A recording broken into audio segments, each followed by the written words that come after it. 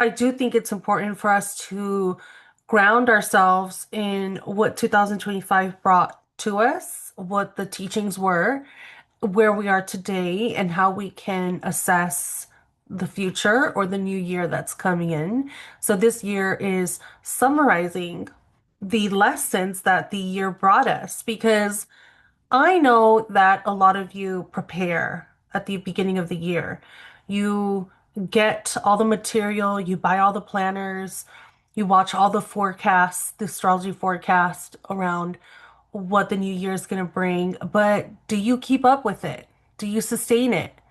Are you using it month by month? Are you identifying what is for you and what is not?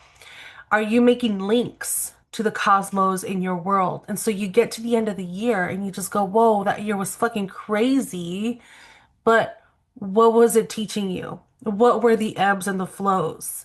What was the lessons that the year was teaching you? So we can't do individual horoscopes here, but what we can do is share the common themes that was up for all of us to learn. It was a collective assignment. Okay. And so we're going to walk through those in this video and get you into a place where you can plan for 2026 and feel confident about it, but in a way that you're building. Confident in the way that you did the most that you could this year. You know what you're working with and you're going to take that on to the next year. So my name is Bria Samai. I'm a karmic astrologer. I do consultations and I work with entrepreneurs all over the world. I have a special focus on karma, which I believe is incredibly important for the manifestation of anything that you want in life.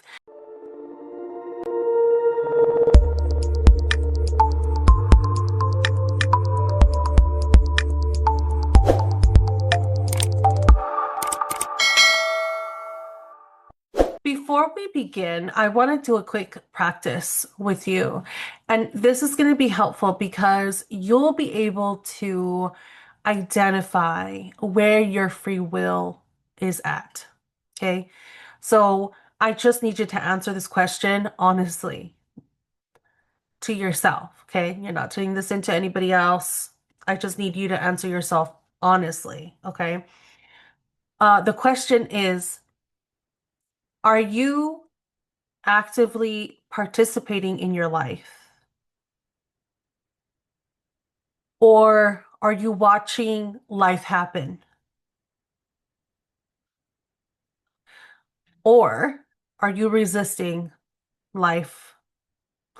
Which means if you don't like it, you're not changing it, right? Resisting is I want what I want and I don't care to change it. And basically, I'm going to keep being stubborn about it. Resistance to any big cosmic lesson. So most people fall under the last two. They will be observing their world, noticing when things happen, maybe in a freeze state, and another sector of people will be resisting, right? So you just really don't care about any spiritual growth. You are just doing whatever you want, right? And then there's going to be the very few bunches of people who are participating in their life, trying to change, trying to grow, trying to see life in a different way, and wanting to co-create with the universe. Okay. There's no right or wrong in where you are, but it will help you identify some of these concepts that I talk about because that piece is very important and it matters. Because until you change that, because if you're not happy with your answer and you're really like recognizing how you're using your free will, then that's when change can happen. That's when your highest timelines can come in. But if you're still like, it has to fit my world, then you're gonna keep measuring by yourself. Okay. All right. First thing to consider is I know we all know that this year was a 9 year. And nine in numerology has everything to do with looking at what's really in front of you, breaking the illusion of whatever makes you be in denial, okay? A 9 year is going to have you not ignore what your reality and truth is. And it's the deepest of realities. It's the shadowiest of realities because, again, this is also the year of the snake. So you are going to see where you were disempowered to hopefully claim back your power. Okay. So depending on the pendulum, okay, some of you went deep into your shadows. I don't know what to do with them. They're at the surface. How do I deal with them? I'm just gonna go bonkers because that's what I know how to do. So you went deeper into your karmic patterns. And then there's others of you that were able to say, "Oh, I haven't seen this big bad wolf in a really long time. So let me work with it. Let me become its friend. Let me try to see if I can get along with this idea and concept in my life." Okay. And then there's others of you who have found their power, but that's kind of still pending for 2026. But there's a few of you that have been able to say, "Oh my gosh, I recognize where I was disempowered, where I just lost myself into XYZ. And I'm claiming that back now. It's going to be mine again." And so you have been able to successfully alchemize. All right. Now, at the core of this 9 year, it's about emotional release. It's about gaining psychic powers, intuitive abilities. But again, you're not going to be able to do this if you don't empty your bin out. And that's where the shadow work comes in. So a lot of you are now coming into new psychic skills, and your psychic skills are super sharpened. And you're graduating from psychic to mediumship. You're now able to connect with higher star systems. Like that's what is available to us if we do the work. Okay.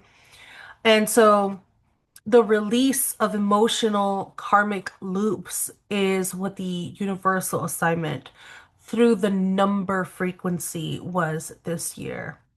I always say that numbers is the highest form of language in the universe. Now, because I say numerology is the highest expression of communication within beings, not everybody can speak it. Not everybody can tune into that vibration and co-create with it. So what happens is we have divine order through the heavenly bodies, where the heavenly bodies will make sure that we understand certain concepts. So now we're going into the language of astrology, okay?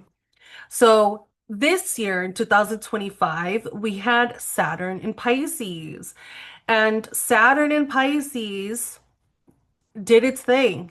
Okay, we're going to go deep into it. Saturn in astrology is a planet that you need to do. You have to do your Saturn for anything to really come into your reality. And, there's a lot of discourse now about the role of Saturn, that now that it's conjuncting Neptune.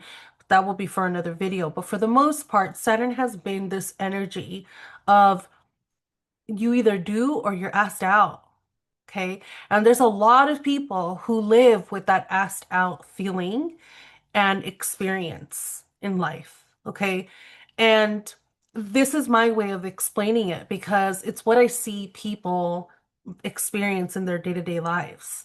Now, the resistance towards Saturn is he's hard, he's difficult.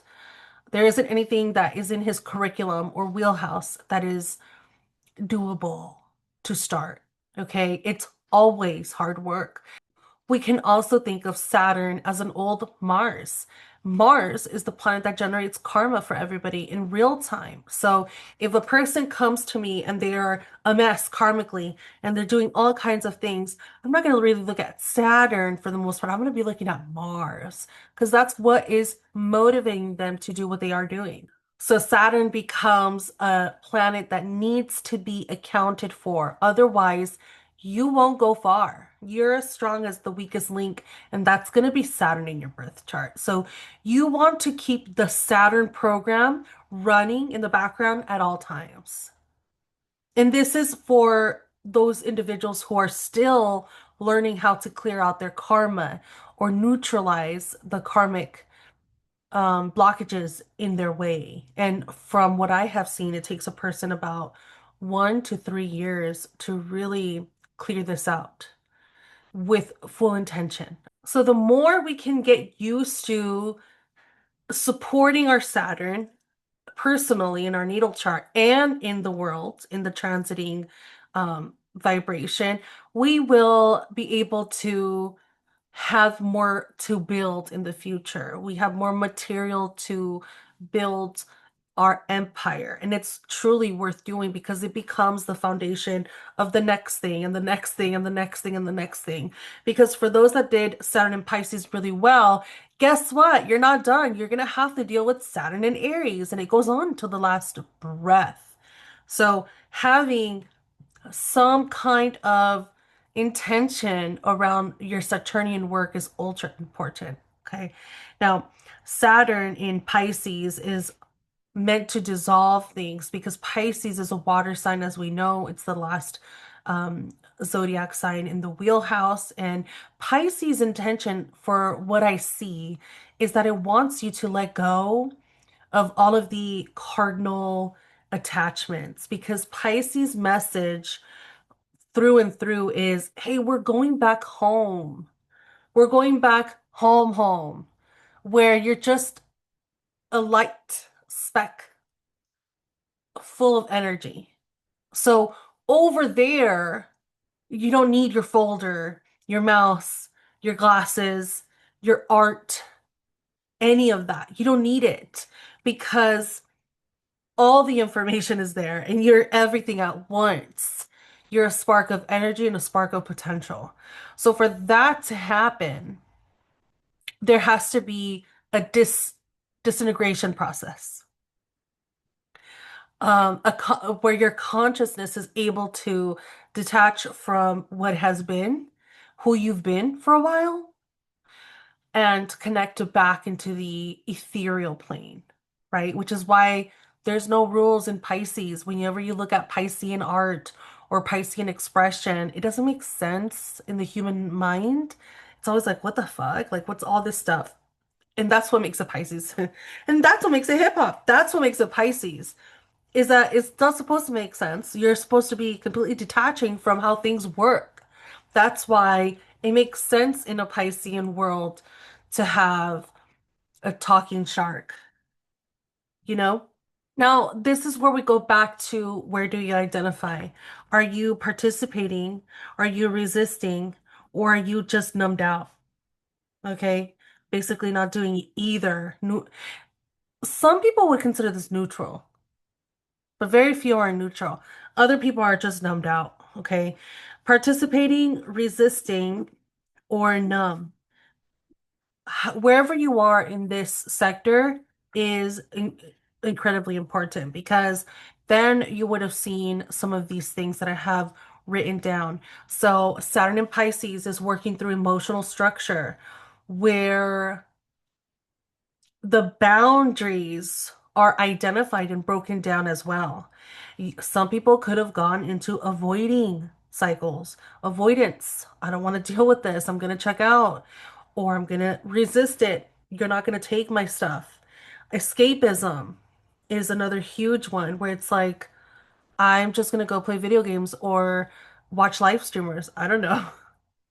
Or I am going to go back into my faith. I'm going to go back to the things that promote Piscean ideology, which is spirituality.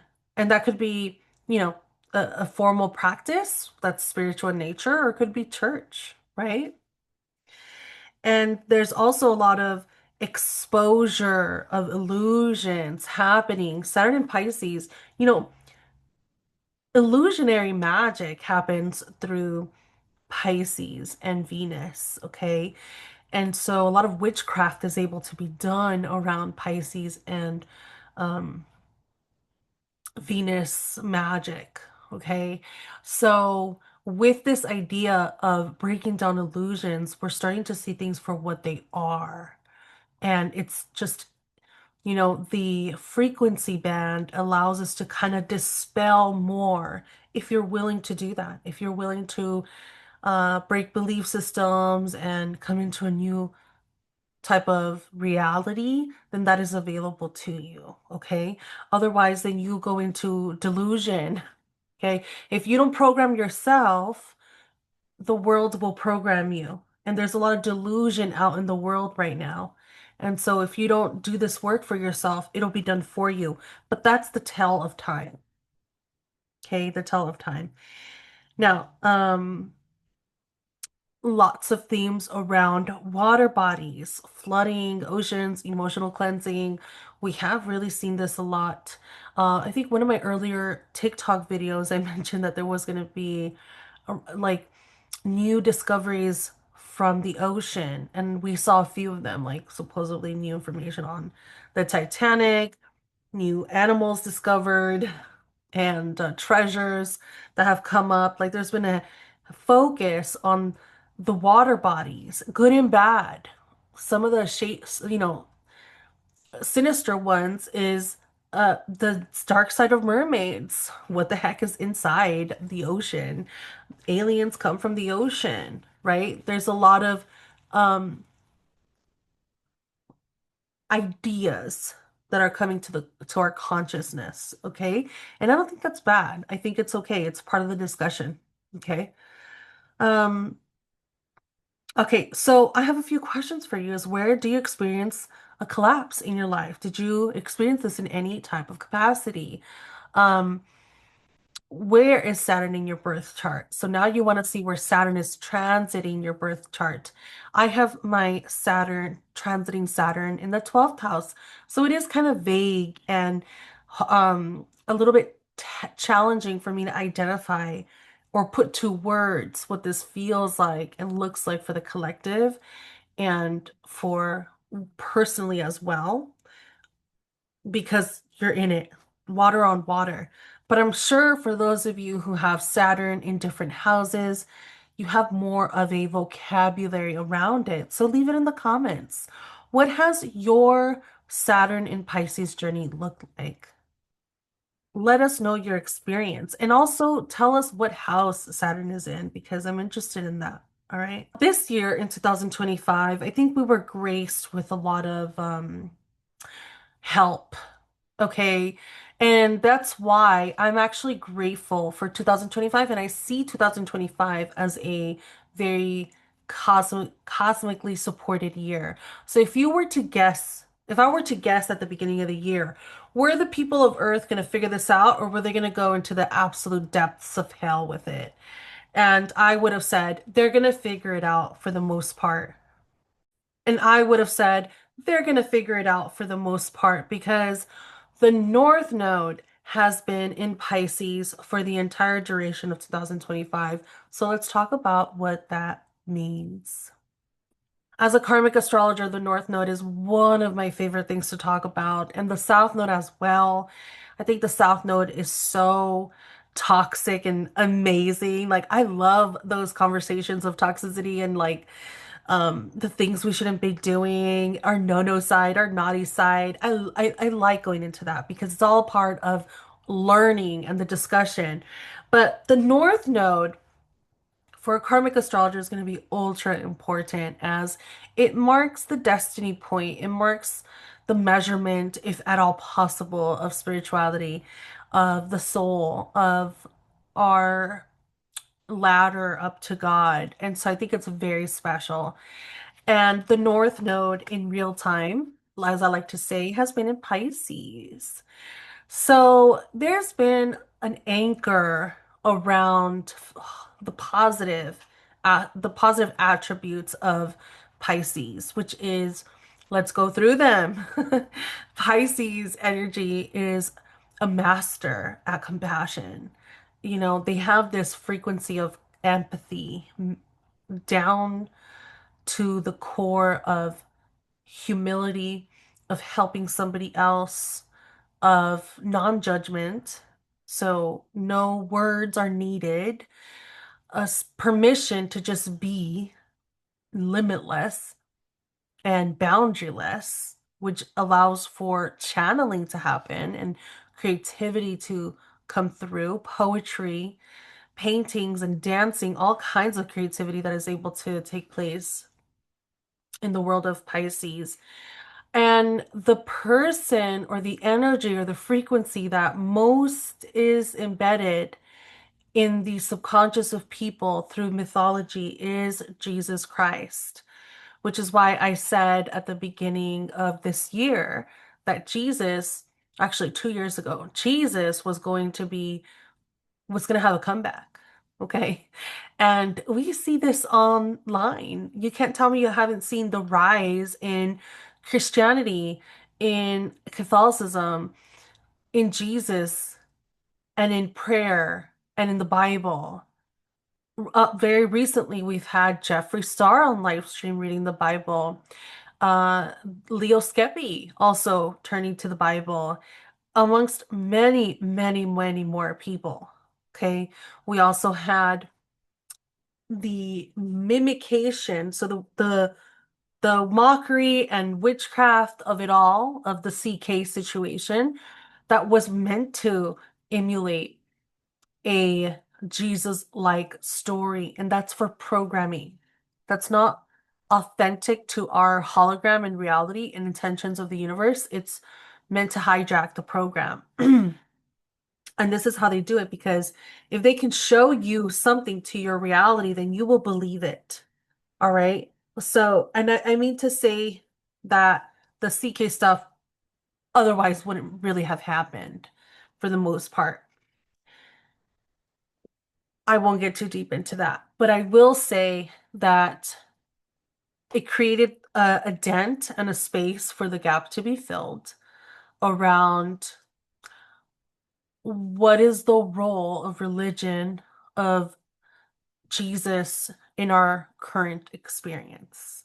And I always like to say Jesus, in my lens, was the teacher of two ages, really. His teachings were so strong. I think that he was embodied Piscean, but his teachings were Age of Aquarius. They were more Aquarian in nature, and that side of him will come out more and more as people rediscover who Jesus is. Okay.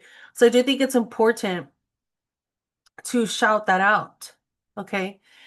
So, there's been also collective move into the mystical, intuitive, and emotional evolution and process of how the humans of Earth connect with one another. So what this shows me as an astrologer is that there was a quicker, faster cash out time to the Saturn work that we've been doing. And that's special to this year. We didn't have this last year or the year before that, where Saturn and the North Node were in the same sign.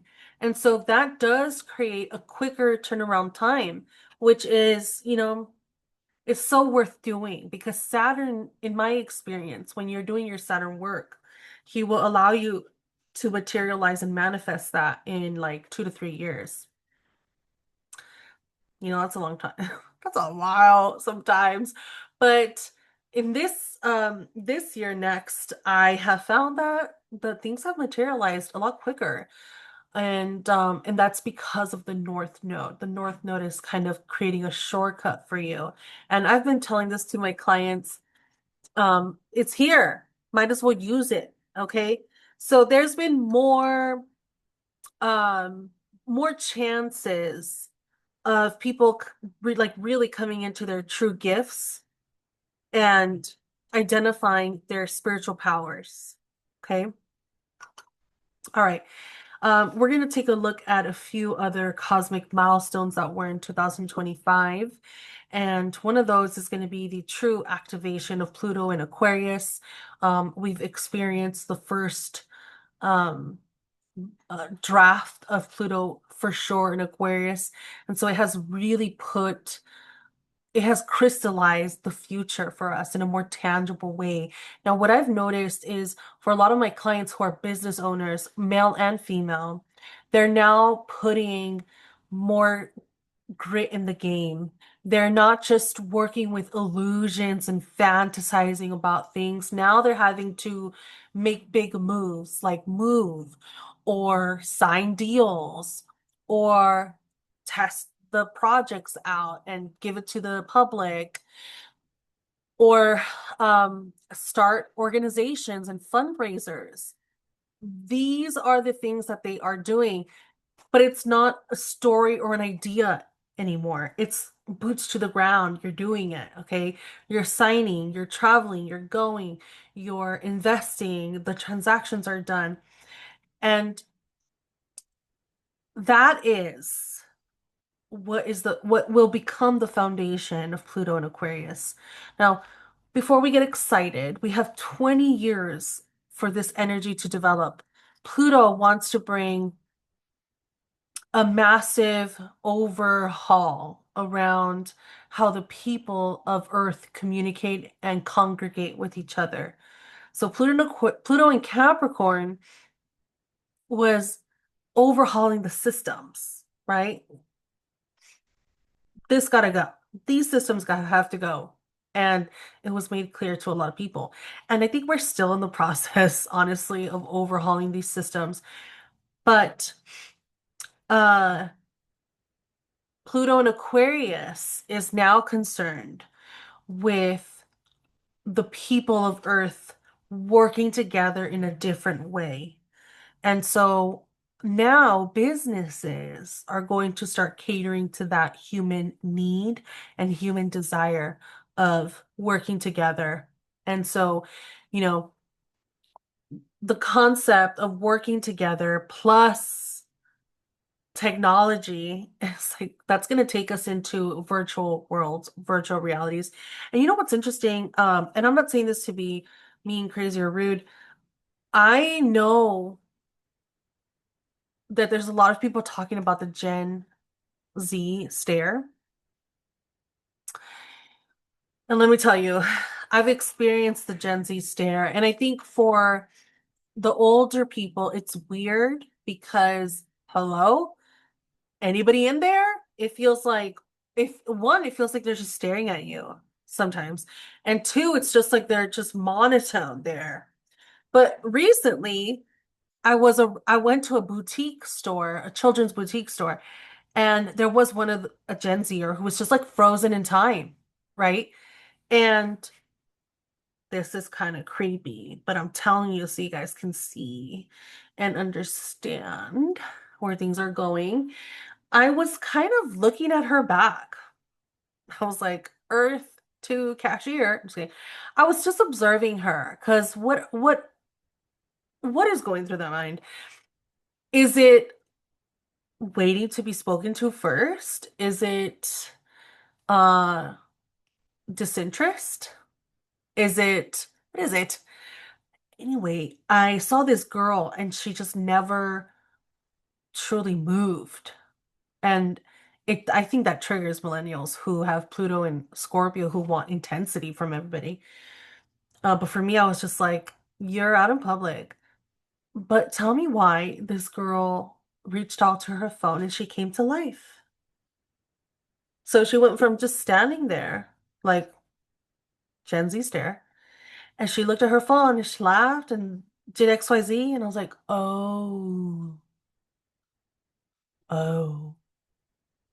So there's a big difference from the real world, the mundane world, and the world that they have on their phones.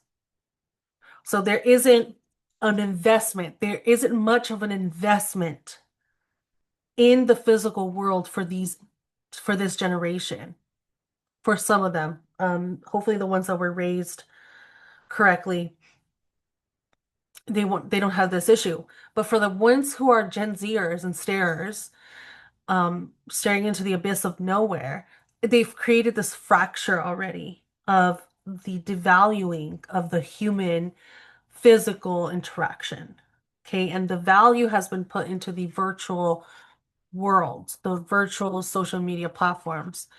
And I don't think it's going to end with them. I think this idea is going to continue. And I think that's why the older generations think it's so weird because we've been taught differently. Of course, our brains are literally wired differently, and we value human connection and the real world. And so it's just a flip. It's a flip in reality. And it will continue per se with other generations, but it will create a divide. And it will be seen as the wealthy will be plugged into the real world, and the average person is going to be plugged into the phone because that's going to make the difference of the seller and consumer. All right. Um, this is for my entrepreneurs out there and all my business owners who I work with and don't. We're just here watching this video. Now, Uranus in Taurus, what it has done this year is it has really fragmented food. And I think it's made it so un like seriously unbearable to where there's an active renaissance. And, you know, people are not just going out to eat anymore because it's all the same thing. So the food system was fractured intentionally. Intentionally, I think because they are the creators of the world. Otherwise, Uranus would have brought us something different. Uranus would have brought a natural desire for cultivating food in a different way. Um, but yeah, it changed the values of all of the of finances as well too. So what will happen is now that Uranus is in Gemini, we're going to get the answers to to how we're going to deal with these issues and problems. And maybe it is that the answer is provided to us by the people who create the world. There's a difference in the world and in Earth. The world is manufactured, Earth is yours. Earth is natural. They will create an answer for us because of what? We're desperate. We're desperate. A lot of us, especially in America, we're like, we don't really want to be eating plastics. We don't really want to be eating nasty meat and stuff like that. All the things that they're doing, we don't want that. So you're gonna buy the answer, and they're gonna start giving it to you pretty soon. I told my sister, 'cause she likes to ask me these oracle like questions. And first, I should tell the story another time, but she asked me 2020. If you want to know that story, let me know. But she asked me, what the hell's going on with food? And I said, in the future, people of Earth are going to be on liquid fast, liquid diets, because that's going to be the safest thing to eat. Now, what the liquid is going to be, I don't know. I don't know. But I do foresee that in my Oracle box, where there will be a time when people switch over to liquids because the food is so dangerous and crazy. Or different, I should say, for this video. The food is so different. People just gravitate towards liquid diets. And so, is this going to be brought to us by Uranus and Gemini? We'll see. But the main goal here is for people who choose to live outside of the matrix is you get to create your own streams of income and your own streams of food, but more accessible, your own streams of income. Because Uranus and in Taurus had a lot to do with money and had a lot to do with how you earn it. And that was the rise, the natural rise in earning money online. Now, I think the future of that is going to become more of a must. I think more and more people will have to work on social media because those are the only kind of jobs available. But that's coming with Uranus and Gemini next year and beyond. Okay. Now, another significant thing that I want to talk about is Neptune. Neptune has been doing holy work. And I think for me, Neptune this year was like, you better put some respect on my name because it's easy to disregard Neptune. It's easy to disregard it in such a quiet, misunderstood, faraway planet. And he's the planet of illusions and delusions, and he doesn't make sense, and it's spirituality woo woo. It's like, no, we are going to put some respect on his name. And I think he made that clear, or it made that clear this year when it said, I'm capable of influencing your imagination. I am your imagination. So you either learn how to live with me and use me, or this will work against you. Okay? And so a lot of people have been fine-tuning their memory boxes and their subconscious. And that kind of was the assignment for 2025, is to identify where that is, okay, in your world. Like, where is your subconscious? Is it clean? Is it infested? Is it dirty? What does that look like? Okay. All right. Now, through this, we've had in 2025, we had a lot of family pressure. And this is coming from Jupiter. There's a lot of Jupiterian pressure. Um, some people like to say that this is good, Jupiter in Cancer. I think that Jupiter has been in Cancer the whole year of 2025. And Cancer is associated with family and, our safe space, our safe zone. But I want to invite this perspective of Cancer being our moral choices. Like, morality lives in the Cancerian world, because I think that that is one of the stronger traits that Cancer has. The Cancer sign is very strong in what it believes in.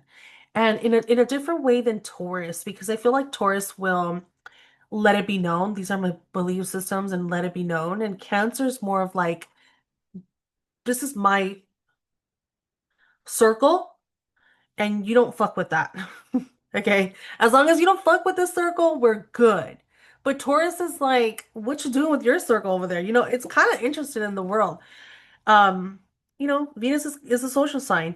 So it does get into more collective topics, but Cancer, it's your world and the morality in your world. So a lot of people have had to come face to face with the decisions that they make based off of their emotions.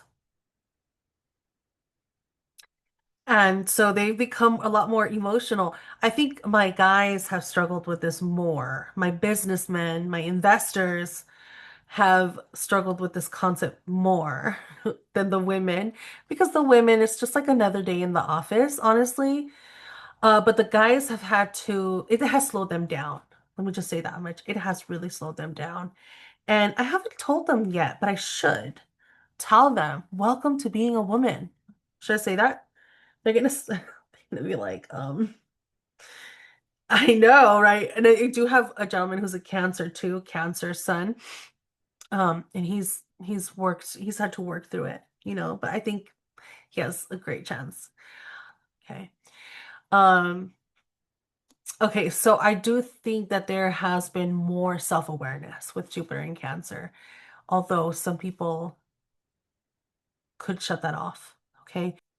Now the eclipses this year, um, 3 out of 4 were in Virgo and Pisces axis point, and then we had one that was in Aries. So this year was about turning in the past karmic wave, which was the Libra Aries stuff that happened last year and stuff, and really cementing the lessons of this year. Now, why do we care about the eclipses?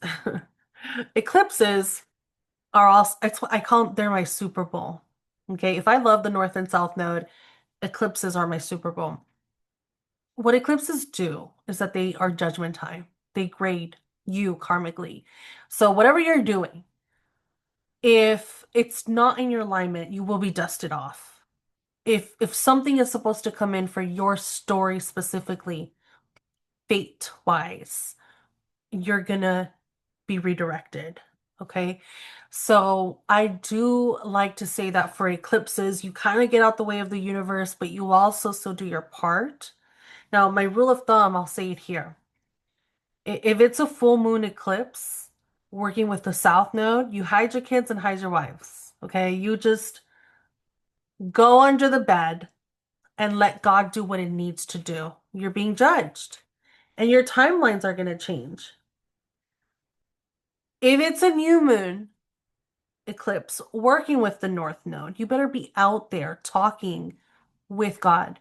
You better be doing petitions and manifesting and talking about what it is that you want in your life through your highest expression in your through your dreams. And also ideally you're going to be working with your birth chart. So if an eclipse is going to hit you in your third house, you're going to talk to God about this podcast, right? You know, you're not going to be doing like third house podcast, but God, I want to talk to you about love and like sex and stuff. No. Um, so next year, this will look different, but we will talk about next year in another video. What I really want you guys to ground is that we did a good job. Okay, we did a good job in 2025 because the work in this year was intuitive, emotional, and subconscious. It wasn't physical. There wasn't anything to lift. It was about spiritual awareness. And I think that has been done. I think it has been done in a large scale. Okay. Now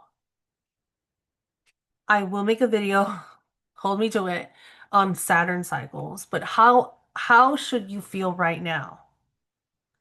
Well, the heavens is saying it's go time.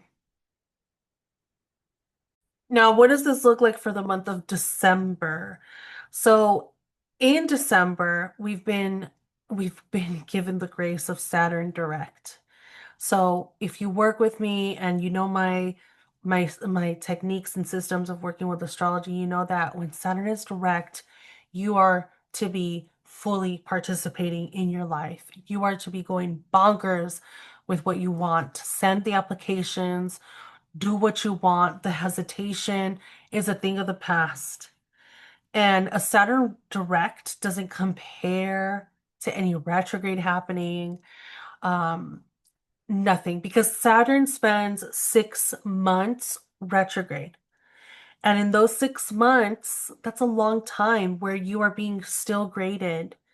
So it behooves everybody for these next 6 months of forward motion for you to be participating and trying all the new things in your life. Okay, as soon as Saturn goes retrograde next year in July, you're out the game. You're out the game. Saturn is going to go into grading your karmic frequency band, and you're out of your choices are out of uh, option. Okay, so where you are right now, when what I'm telling my clients is we should be excited for our 2026 year. We should try and aim to start 2026 good, like in a momentous way. Our heads down and focused because you're only going to work the first 6 months out of the year. Then after that, you're going to go into review for the last 6 months of 2026. So if you don't do this now, you're going to waste a year.